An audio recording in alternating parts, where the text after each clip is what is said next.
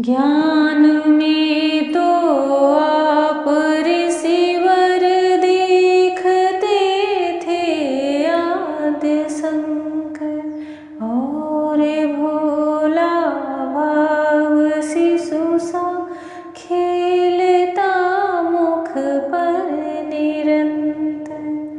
मात्र दर्शन भस्म कर दे,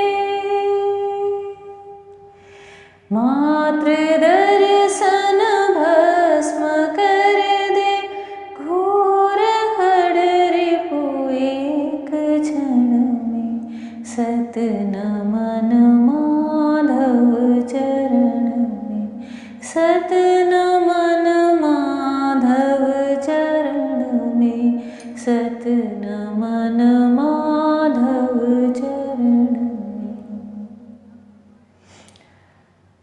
श्रीमद् भागवत महापुराण का चतुर्थ स्कंद चल रहा है और इसमें महाराज पृथु की कथा चल रही है, जो राजा वेन के पुत्र थे। वह भगवान श्री हरि के अंश कलावतार भी थे। एक दिन उनके उद्यान में, जो उनके महल का बगीचा था, उसमें उन्होंने प्रातः काल ही देखा कि 4 नन्हे मुनीश्वर, जो कि आदि गुरु हैं, आदि ब्रह्मचारी हैं, जितने भी इस सृष्टि के जीव हैं, उनके वह आदि पूर्वज हैं। वह ब्रह्मा जी के मानस पुत्र, अखंड ब्रह्मचर्य व्रतधारी भगवान श्री हरि के परम भक्त सनक, सनंदन, सनातन और सनत कुमार, ये 4 ऋषि कुमार उनके उस उद्यान में वहाँ पे सूर्य के समान प्रकट होकर के उन्हें दर्शन दे रहे हैं। राजा पृथु उन्हें प्रणाम करते हैं और उनकी पूजा करते हैं, अर्चना करते हैं, स्तुति करते हैं, क्योंकि इन मुनियों के दर्शन पाना तो बड़े बड़े ऋषि मुनियों को भी दुर्लभ है, बड़े बड़े देवताओं को भी दुर्लभ है। राजा को वह आत्मज्ञान प्रदान करने के लिए मुनीश्वर भगवान की प्रेरणा से वहाँ पर आए हुए थे। हमें भी कभी इस संसार में जीवन जीते हुए अनायास ही किसी दिव्य योगी साधु, जो कि इस संसार में घर गृहस्थी बना के नहीं रह रहे हैं, जो सबकी दृष्टि से दूर रहते हैं, एकांतवासी हैं, अगर आपके सामने कहीं आप तीर्थ पे गए हैं, कहीं आप गए हुए हैं, दर्शन कर मार्ग में मिल जाएं, तो आप उन्हें पहचानने की कोशिश अवश्य करें, उनके तेज से, उनके व्यवहार से, क्योंकि ऐसे लोग तो जो सामाजिक लोग होते हैं, जो जनता होती है, जो प्रजा होती है, उनसे वो दूर ही रहते हैं। वह अपने आप में ही आत्मरमण करते हुए भगवान के चरणों में खुद को समर्पित करते हुए उस परम दिव्य ज्ञान में निमग्न रहते हैं। कभी भी ऐसे किसी महापुरुष का दर्शन प्राप्त हो तो खुद को बहुत ही सौभाग्यशाली मानना चाहिए। बस उन्हें पहचानने में जो भेद होता है, उसको अवश्य ही अपने मन से चिंतन करके देखें कि वह महात्मा है कौन। यह भागवत में लिखा है और सब पुराणों में लिखा है कि अगर भगवान के परम प्रिय भक्त और जो संन्यास ले लिए हैं, जिन्होंने अपना पूरा जीवन उनके लिए समर्पित कर दिया है, जिसके अंदर वह दिव्य ज्ञान है, जो भक्ति से सराबोर है, उनके चरण के धूल भी अगर हमें प्राप्त हो जा रही है तो हमारे कई जन्मों के जो प्रारब्ध बने रहते हैं, उन सबको वह क्षण भर में भस्म कर देते हैं और हमारा मन बिल्कुल शुद्ध कर देते हैं। हमारे ऊपर बहुत ही कृपा बरसती है और हमें भगवान श्री हरि के प्रति प्रेम भक्ति प्राप्त होती है। और अगर हम पहले से ही भक्त हैं, उनके निकटता, उनकी सामीप्य प्राप्त होती है। ऐसे महात्माओं के पीछे तो स्वयं भगवान भी घूमा करते हैं, क्योंकि वह सबसे उपरत रहते हैं। उन्हें वह परम ज्ञान प्राप्त हो चुका रहता है, जो कि बहुत ही दुर्लभ है। भगवान की माया से वह परे रहते हैं, भगवान की माया उन्हें स्पर्श भी नहीं कर पाती। आज वह महाराज पृथु के उद्यान में स्वयं आए हुए हैं श्रीहरि की प्रेरणा से महाराज पृथु को वह आत्मज्ञान देने के लिए। देखिए, यह श्रीमद् भागवत महापुराण 18 पुराणों में सबसे सर्वश्रेष्ठ माना गया है, क्योंकि मोक्षदायिनी यही पुराण मानी गई है। भगवान श्री कृष्ण का साक्षात स्वरूप है। जब मृत्यु का समय आता है, सब बोलते हैं कि जीवन में इसका एक बार तो अवश्य अध्ययन करना चाहिए।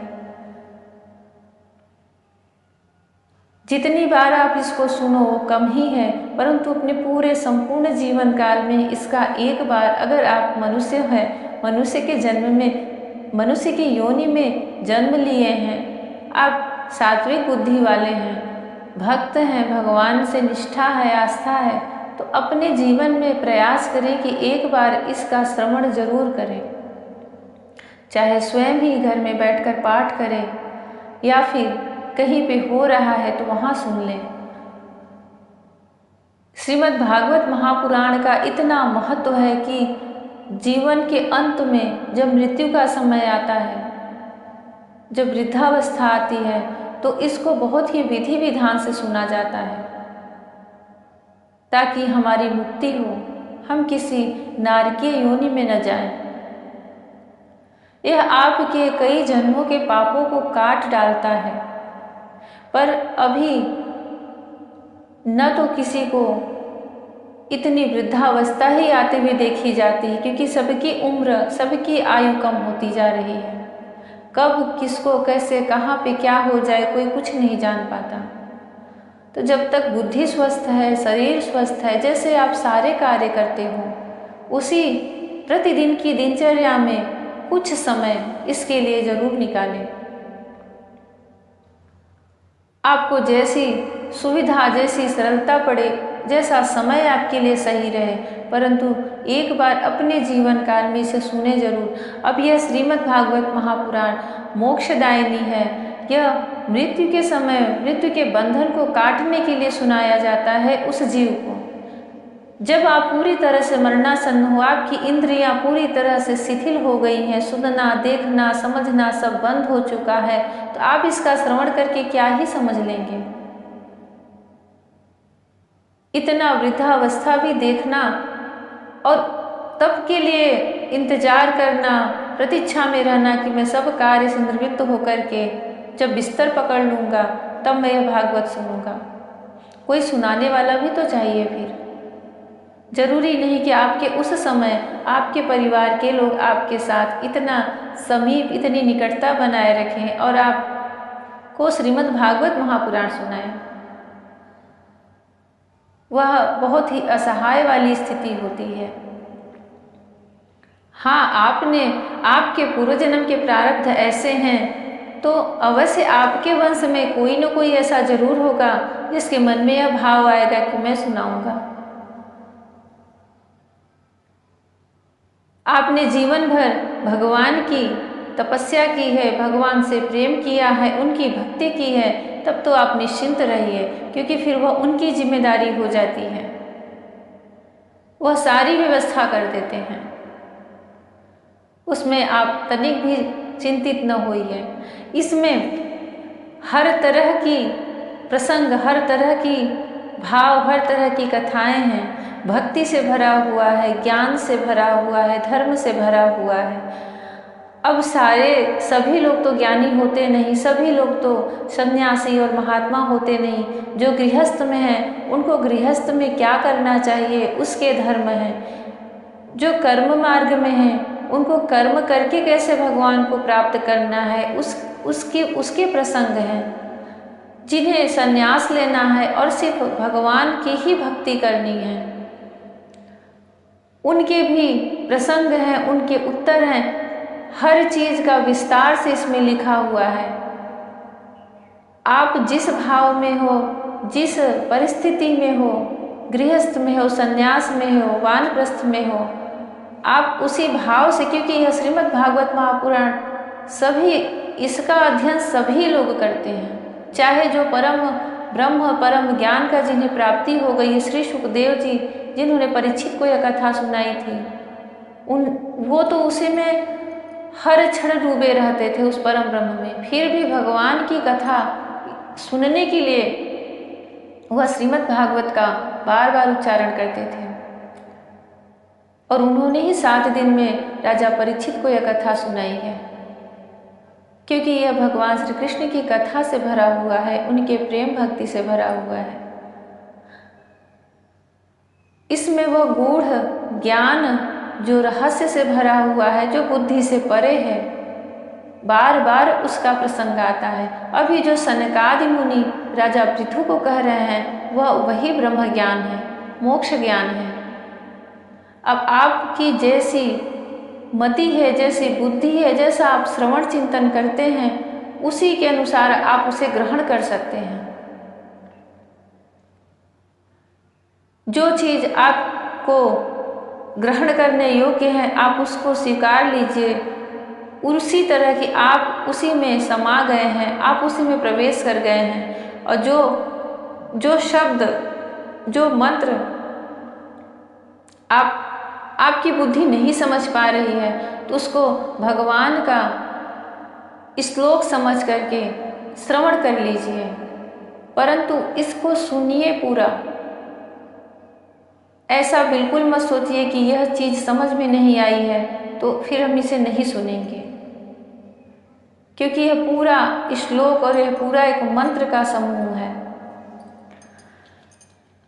जहाँ यह समझ में आए कि अब भागवत में किसी को ब्रह्म ज्ञान दिया जा रहा है, किसी को मोक्ष का ज्ञान दिया जा रहा है, किसी को उस परम ब्रह्म की बातें बताई जा रही हैं, तो वहाँ पे थोड़ा शांत संयम होकर के मन को एकाग्र करके उसको, उनके शब्दों को बार बार सुने और समझने का प्रयास करें।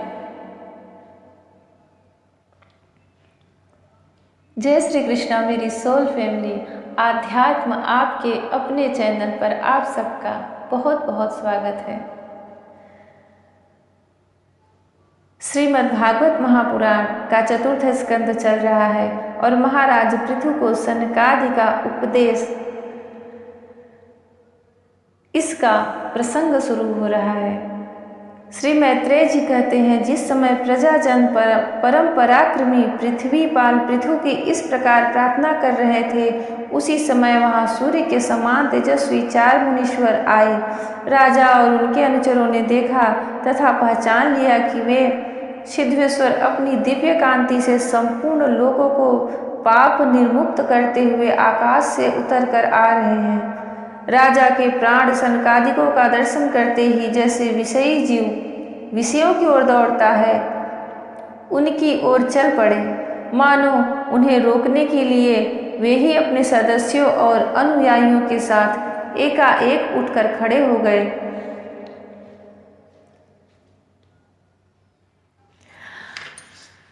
जब वे मुनिगण अर्घ स्वीकार कर आसन पर विराज गए, तब शिष्टाग्रणी पृथु ने उनके गौरव से प्रभावित हो विनयवश गर्दन झुकाए हुए उनकी विधिवत पूजा की।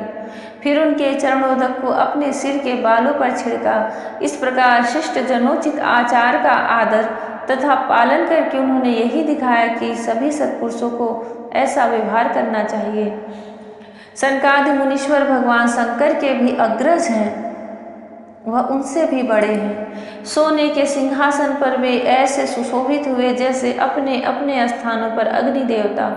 महाराज पृथु ने बड़ी श्रद्धा और संयम के साथ प्रेम पूर्वक उनसे कहा। पृथु जी ने कहा, मंगल मूर्ति मुनीश्वरों, आपके दर्शन तो योगियों को भी दुर्लभ है। मुझसे ऐसा क्या पुण्य बना है जिससे स्वतः आपका दर्शन प्राप्त हुआ,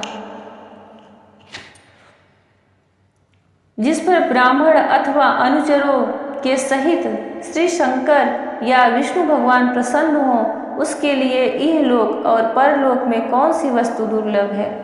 इस दृश्य प्रपंच के कारण महतत्वादि यद्यपि सर्वगत है, तो भी वे सर्वसाक्षी आत्मा को नहीं देख सकते।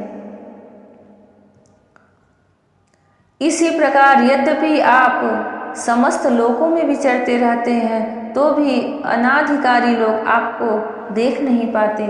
जिनके घरों में आप जैसे पूज्य पुरुष उनके जल, तृण, पृथ्वी, गृह स्वामी अथवा सेवकादि किसी अन्य पदार्थ को स्वीकार कर लेते हैं, वे गृहस्थ धनहीन होने पर भी धन्य हैं। जिन घरों में कभी भगवत भक्तों के परम पवित्र चरणोदक के छींटे नहीं पड़े, वे सब प्रकार की रिद्धि सिद्धियों से भरे होने पर भी ऐसे वृक्षों के समान हैं कि जिन पर सांप रहते हैं।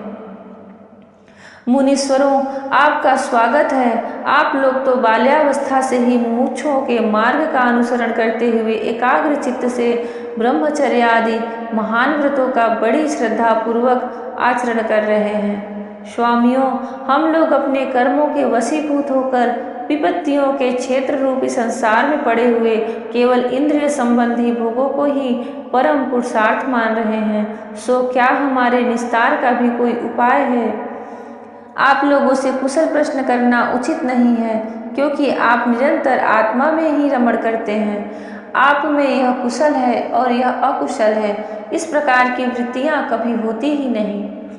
आप संसारानल से संतप्त जीवों के परम सुहृद हैं, इसलिए आप में विश्वास करके मैं यह पूछना चाहता हूँ कि इस संसार में मनुष्य का किस प्रकार सुगमता से कल्याण हो सकता है।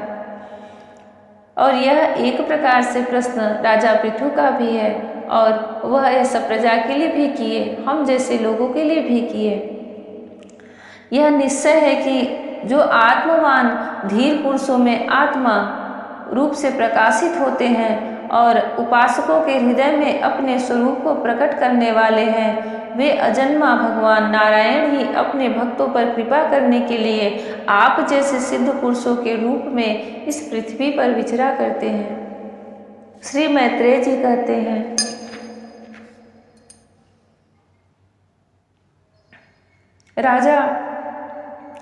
राजा पृथु के ये युक्त गंभीर परिमित और मधुर वचन सुनकर श्री सनत कुमार जी बड़े प्रसन्न हुए और कुछ मुस्कुराते हुए कहने लगे। श्री सनत कुमार जी ने कहा, महाराज, आपने सब कुछ जानते हुए भी समस्त प्राणियों की कल्याण की दृष्टि से बड़ी अच्छी बात पूछी है। सच है, साधु पुरुषों की बुद्धि ऐसी ही हुआ करती है। सत्पुरुषों का समागम श्रोता और वक्ता दोनों को ही अभिमित होता है, क्योंकि उनके प्रश्नोत्तर सभी का कल्याण करते हैं। राजन, श्री मधुसूदन भगवान के चरण कमलों के गुणानुवाद में अवश्य ही आपकी अविचल प्रीति है। हर किसी को इसका प्राप्त होना बहुत कठिन है, और प्राप्त हो जाने पर यह हृदय के भीतर रहने वाले उस वासना रूप मल को सर्वथा नष्ट कर देती है, जो और किसी उपाय से जल्दी नहीं छूटता। शास्त्र जीवों के कल्याण के लिए भली भांति विचार करने वाले हैं। उनमें आत्मा से भिन्न देहादि के प्रति वैराग्य तथा अपने आत्मस्वरूप निर्गुण ब्रह्म में सुदृढ़ अनुराग होना, यही कल्याण का साधन निश्चित किया गया है।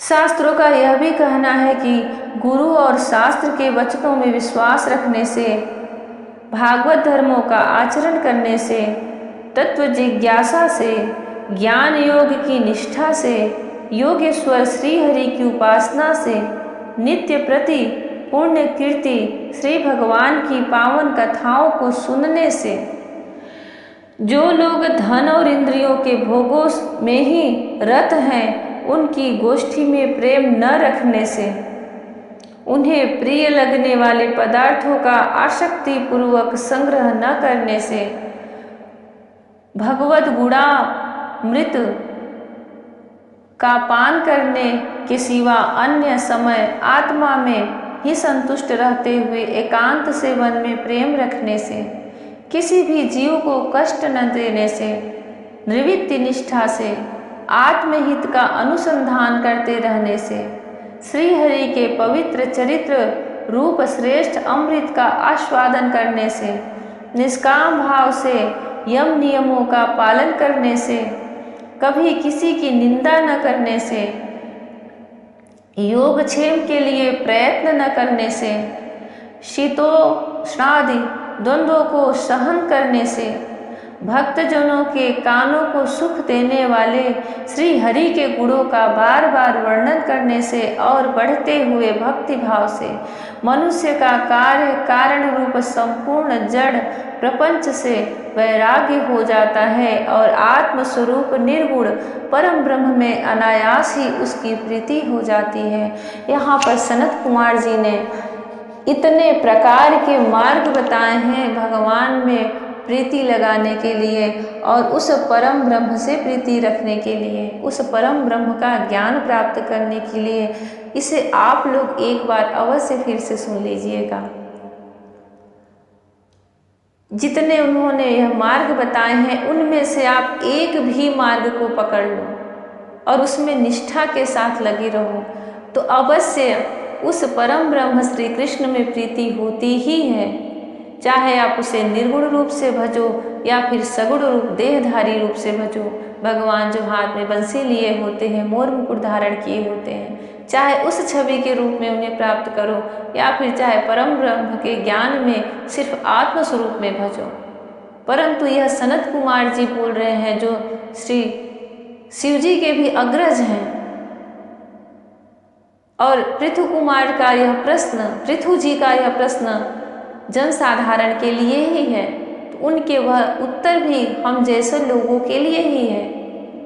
इन मार्ग में से आप किस मार्ग को पकड़े हो, पकड़े भी हो कि नहीं अभी तक, उसका एक बार अपने मन से जरूर चिंतन करिएगा।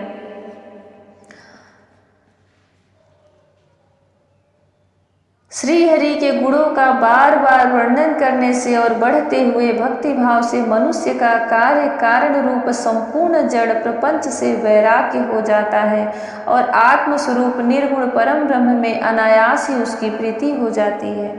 परम ब्रह्म सुदृढ़। अब जब परम ब्रह्म में हमारी प्रीति होती है तो फिर उसके बाद एक क्रम से अपने आप स्वतः ये प्रक्रिया उस जीव के साथ घटने लगती है।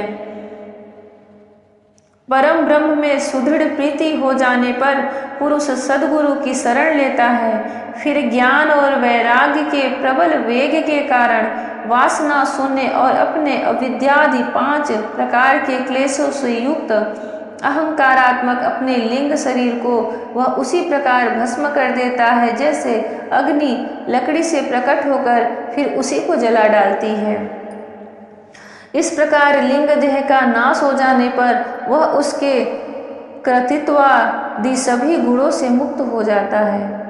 फिर तो जैसे स्वप्नावस्था में तरह तरह के पदार्थ देखने पर भी उससे जग पड़ने पर उनमें से कोई चीज दिखाई नहीं देती, उसी प्रकार वह पुरुष शरीर के बाहर दिखाई देने वाले घट पटादि और भीतर अनुभव होने वाले सुख दुखादि को भी नहीं देखता।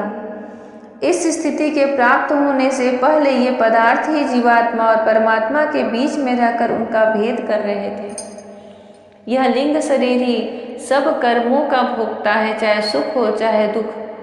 जब परम ब्रह्म में प्रीति होती है तो यह उसके ज्ञान से वह लिंग शरीर, उस जीव का लिंग शरीर भस्म होता है और फिर जैसे ही वह लिंग शरीर छूटता है उसके जो कर्म होते हैं वह छूट जाते हैं, चाहे वह पाप के हों चाहे पुण्य के हों।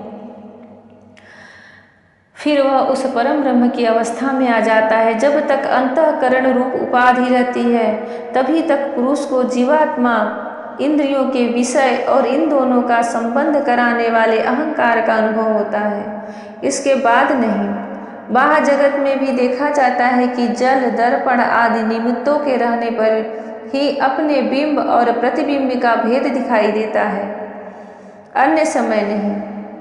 बीच में कोई वस्तु आती है तभी हमें दोनों में भेद दिखाई देता है और हम आत्मा, जो हम जीव और परमात्मा है, उसके बीच में यह पूरा भगवान की जो माया है, अहंकार है कि मैं हूँ, यह बीच में आकर के इन दोनों में भेद उत्पन्न करता है और यही इसी भेद को पूरी तरह से समाप्त करना, निर्मूल करना ही परम ब्रह्म की ज्ञान की प्राप्ति कही गई है।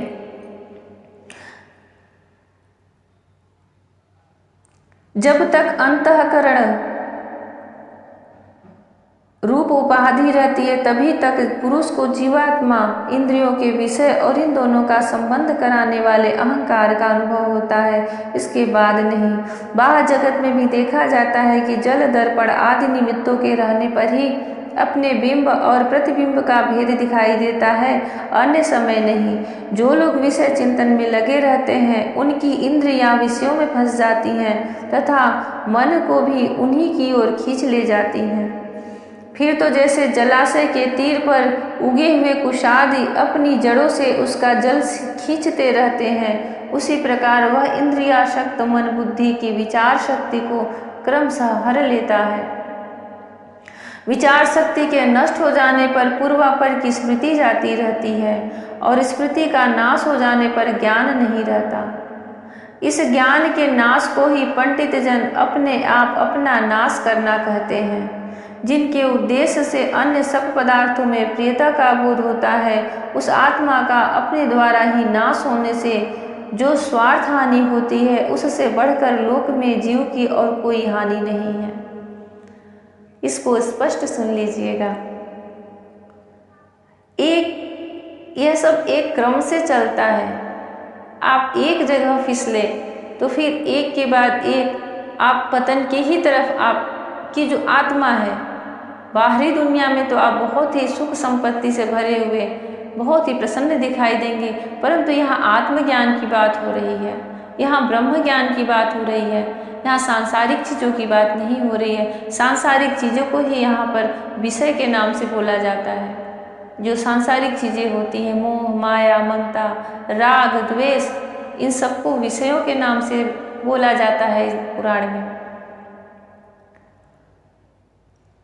जैसे जो लोग विषय चिंतन में लगे रहते हैं उनकी इंद्रियां विषयों में फंस जाती हैं तथा मन को भी उन्हीं की ओर खींच ले जाती हैं। पहले आपने चिंतन किया, फिर आपका मन गया, फिर तो जैसे जलाशय के तीर पर उगे हुए कुशादि अपने जड़ों से उसका जल खींचते रहते हैं, उसी प्रकार वह इंद्रियाशक्त जो अपने ही इंद्रियों के वश में है, मन बुद्धि की विचार शक्ति को क्रमशः हर लेता है। उसकी सोचने समझने की शक्ति धीरे धीरे समाप्त होने लगती है आत्मज्ञान के प्रति। विचार शक्ति के नष्ट हो जाने पर पूर्वापर की स्मृति जाती रहती है और स्मृति का नाश हो जाने पर ज्ञान नहीं रहता। इस ज्ञान के नाश को ही पंडित जन अपने आप अपना नाश करना कहते हैं, जिसके उद्देश्य से अन्य पदार्थों में प्रियता का बोध होता है। यहाँ पर सनक सनंदन जी जो सबसे बड़ा हानि है उसको बोल रहे हैं कि उस आत्मा का अपने द्वारा ही नाश होने से जो स्वार्थ हानि होती है, उससे बढ़कर लोक में जीव की और कोई हानि नहीं है। धन और इंद्रियों के विषयों का चिंतन करना मनुष्य के सभी पुरुषार्थों का नाश करने वाला है, क्योंकि इनकी चिंता से वह ज्ञान और विज्ञान से भ्रष्ट होकर वृक्षादि स्थावर योनियों में जन्म पाता है। इसलिए जिसे अज्ञान अंधकार से पार होने की इच्छा हो, उस पुरुष को विषयों में आसक्ति कभी नहीं करनी चाहिए, क्योंकि यह धर्म, अर्थ, काम और मोक्ष की प्राप्ति में बड़ी बाधक है। इन चार पुरुषार्थों में भी सबसे श्रेष्ठ मोक्ष ही माना जाता है, क्योंकि अन्य तीन पुरुषार्थों में सर्वदा काल का भय लगा रहता है, मृत्यु का भय लगा रहता है। प्रकृति में गुण क्षोभ होने के बाद जितने भी उत्तम और अधम भाव पदार्थ प्रकट हुए हैं, उनमें कुशल से रह सके ऐसा कोई भी नहीं है। सबकी मृत्यु, सबका अंत एक न एक दिन होता ही है। काल भगवान उन सभी के कुशलों को कुचलते रहते हैं। अतः राजन, जो श्री भगवान देह, इंद्रिय, प्राण, बुद्धि और अहंकार से आवृत इन सभी अस्थावर जंगम प्राणियों के हृदयों में जीवों के नियामक अंतर्यामी आत्मस्वरूप से सर्वत्र साक्षात प्रकाशित हो रहे हैं, उन्हें तुम वह मैं ही हूँ ऐसा जानो। जिस प्रकार माला का ज्ञान हो जाने पर उसमें सर्प बुद्धि नहीं रहती, उसी प्रकार विवेक हो जाने पर विवेक होने पर जिसका कहीं पता नहीं लगता, ऐसा यह मायामय प्रपंच जिसमें कार्य कारण रूप से प्रतीत हो रहा है और जो स्वयं कर्मफल कलुषित प्रकृति से परे है, उस नित्य मुक्त निर्मल और ज्ञान स्वरूप परमात्मा को मैं प्राप्त हो रहा हूँ। संत महात्मा जिनके चरण कमलों के अंगुली दल की छिटकती हुई छटा का स्मरण करके अहंकार रूप हृदय ग्रंथि को, जो कर्मों से गठित है, इस प्रकार छिन्न भिन्न कर डालते हैं कि समस्त इंद्रियों का प्रत्याहार करके अपने अंतःकरण को निर्विषय करने वाले सन्यासी भी वैसा नहीं कर पाते।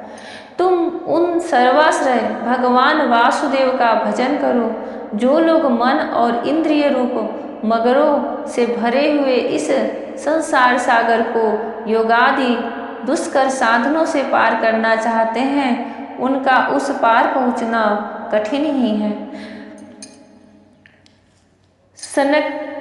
सनंदन जी राजा पृथु से बोल रहे हैं कि जो लोग मन और इंद्रिय रूप मगरमच्छों से भरे हुए इस संसार सागर को योग के द्वारा, तपस्या के द्वारा, योगादि दुष्कर साधनों से, क्योंकि वह बहुत ही कठिन साधना होती है, वहाँ जहाँ प्रेम नहीं होता, वहाँ भक्ति नहीं रहती, वहाँ ज्ञान के बल पर वह इस संसार सागर को पाना चाहते हैं, उनका उस पार पहुँचना कठिन ही है, क्योंकि उसमें गिरने की संभावना बहुत होती है।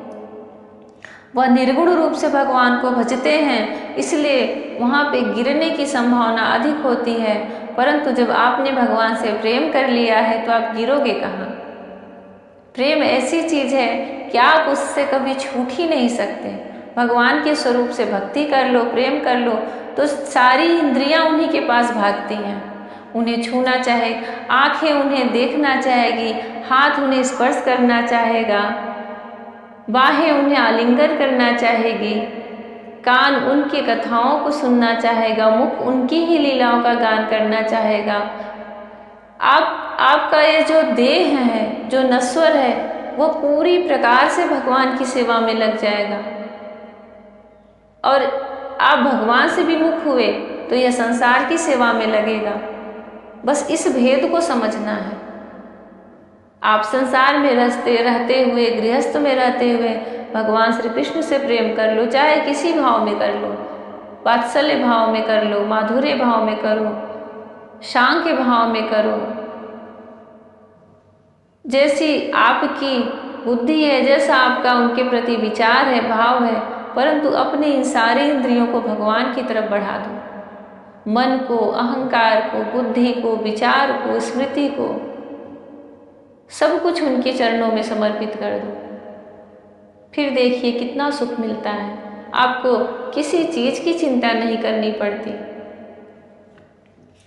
वह पग पग पर आपको खड़े हुए दिखाई देने लगते हैं। श्री मैत्रेय जी कहते हैं, जो लोग मन और इंद्रिय रूप मगरों से भरे हुए इस संसार सागर को योगादि दुष्कर साधनों से पार करना चाहते हैं, उनका उस पार पहुंचना कठिन ही है, क्योंकि उन्हें कर्णाधार रूप श्रीहरि का आश्रय नहीं है। अतः तुम तो भगवान के आराधनीय चरण कमलों को नौका बनाकर अनायास ही इस दुस्तर समुद्र को पार कर लो। जय श्री कृष्ण। श्री मैत्रेय जी कहते हैं, विदुर जी ब्रह्मा जी के पुत्र आत्मज्ञानी सनत कुमार जी इस प्रकार आत्म तत्व का उपदेश विदुर जी ब्रह्मा जी के पुत्र आत्मज्ञानी सनत कुमार जी से इस प्रकार आत्म तत्व का उपदेश पाकर महाराज पृथु ने उनकी बहुत प्रशंसा करते हुए कहा। राजा पृथु ने कहा, भगवान दीनदयाल श्रीहरि ने मुझ पर पहले ही कृपा की थी, उसी को पूर्ण करने के लिए आप लोग पधारे हैं। आप लोग बड़े ही दयालु हैं। जिस कार्य के लिए आप लोग पधारे थे उसे आप लोगों ने अच्छी तरह संपन्न कर दिया। अब इसके बदले में मैं आप लोगों को क्या दूं? मेरे पास तो शरीर और इसके साथ जो कुछ है वह सब महापुरुषों का ही प्रसाद है। ब्राह्मण, प्राण, स्त्री, पुत्र, सब प्रकार की सामग्रियों से भरा हुआ भवन, राज्य, सेना, पृथ्वी और कोष, यह सब कुछ आप ही लोगों का है, अतः आपके ही श्री चरणों में अर्पित है। वास्तव में तो सेनापतित्व, राज्य, दंड विधान और संपूर्ण लोगों के शासन का अधिकार तो वेद शास्त्रों के ज्ञाता ब्राह्मणों को ही है। ब्राह्मण अपना ही खाता है, अपना ही पहनता है और अपनी ही वस्तु दान देता है। दूसरे क्षत्रिय आदि तो उसी की कृपा से अन्न खाने को पाते हैं। आप लोग वेद के परागामी हैं। आपने आध्यात्म तत्व का विचार करके हमें निश्चित रूप से समझा दिया है कि भगवान के प्रति इस प्रकार की अभेद भक्ति ही उनकी उपलब्धि का प्रधान साधन है। आप लोग परम कृपालु हैं, अतः अपने इस दीनोद्धार रूप कर्म से ही सर्वदा संतुष्ट रहें। आपके इस उपकार का बदला कोई क्या दे सकता है? उसके लिए प्रयत्न करना भी अपनी हंसी कराना ही है।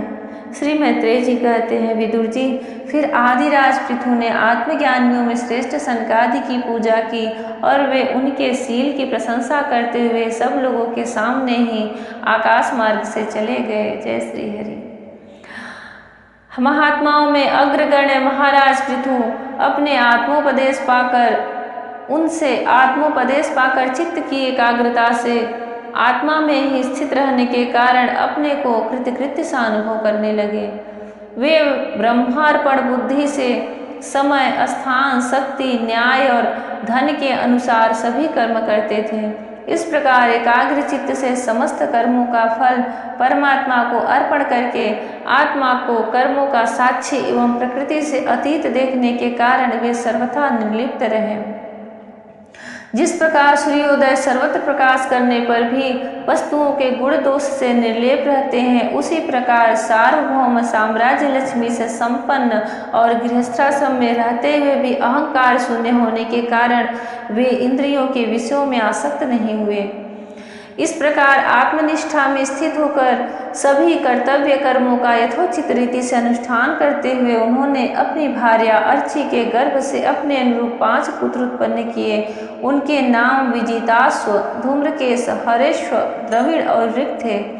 महाराज पृथु भगवान के अंश थे। वे समय समय पर जब जब आवश्यक होता था जगत के प्राणियों की रक्षा के लिए अकेले ही समस्त लोकपालों के गुण धारण कर लिया करते थे। अपने उदार, मन प्रिय और हितकर वचन, मनोहर मूर्ति और सौम्य गुणों के द्वारा प्रजा का रंजन करते रहने से दूसरे चंद्रमा के समान उनका राजा यह नाम सार्थक हुआ। सूर्य जिस प्रकार गर्मी में पृथ्वी का जल खींचकर वर्षा काल में उसे पुनः पृथ्वी पर बरसा देता है तथा अपनी किरणों से सबको ताप पहुँचाता है, उसी प्रकार वे कर रूप से प्रजा का धन लेकर उस दुष्कालादि के समय मुक्त हस्त से प्रजा के हित में लगा देते थे तथा सब पर अपना प्रभाव जमाए रखते थे। वे तेज में अग्नि के समान दुर्धर्ष, इंद्र के समान अजेय, पृथ्वी के समान क्षमाशील और स्वर्ग के समान मनुष्यों की समस्त कामनाएं पूर्ण करने वाले थे। समय समय पर प्रजाजनों को तृप्त करने के लिए वे मेघ के समान उनके अभिष्ट अर्थों को खुले हाथों से लुटाते रहते थे। वे समुद्र के समान गंभीर और पर्वतराज सुमेरु के समान धैर्यवान भी थे। महाराज पृथु दुष्टों के दमन करने में यमराज के समान, आश्चर्यपूर्ण वस्तुओं के संग्रह में हिमालय के समान, कोष की समृद्धि करने में कुबेर के समान और धन को छिपाने में वरुण के समान थे। शारीरिक बल, इंद्रियों की पटुता तथा पराक्रम में सर्वत्र गतिशील वायु के समान और तेज की अशहाता में भगवान शंकर के समान थे। सौंदर्य में कामदेव के समान, उत्साह में सिंह के समान, वात्सल्य में मनु के समान और मनुष्यों के अधिपत्य में सर्वसमर्थ ब्रह्मा जी के समान थे। ब्रह्म विचार में बृहस्पति, इंद्रिय जय में साक्षात श्री हरि तथा गौ ब्राह्मण गुरुजन एवं भगवत भक्तों की भक्ति, लज्जा, विनय, शील एवं परोपकार आदि गुणों में अपने ही समान अनुपम थे। लोग त्रिलोकी में सर्वत्र उच्च स्वर से उनकी कीर्ति का गान करते थे। इससे वे स्त्रियों तक के कानों में वैसे ही प्रवेश पाए हुए थे जैसे सत्पुरुषों के हृदय में श्री राम। जय श्री कृष्ण। राधे राधे। हरि ओम।